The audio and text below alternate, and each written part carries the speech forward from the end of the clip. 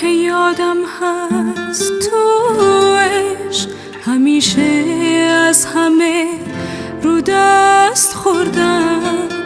تو اون روزا نبودی تا ببینی چه بی خود دل به آدم ها سپردم.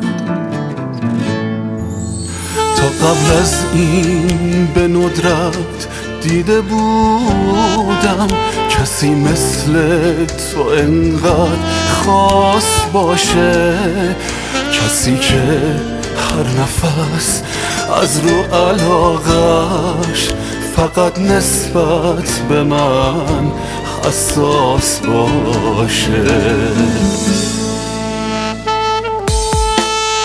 اگر خوابم که این حتما یه رویاست، وگرنه معجزه رخ داده واسم. تو آغوشت به دنیا آمدم، باز چتر خوبی مونده رو لباسم.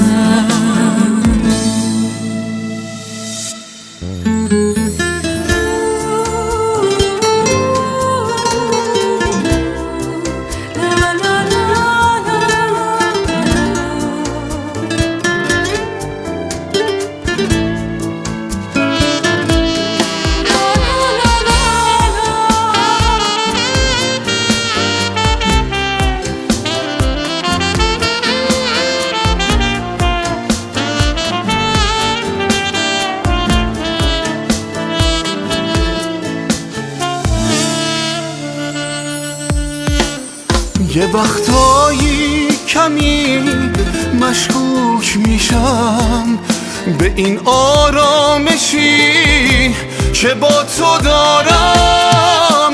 عبادت میکنم چشماتو شاید به احساس خودم ایمان بیارم.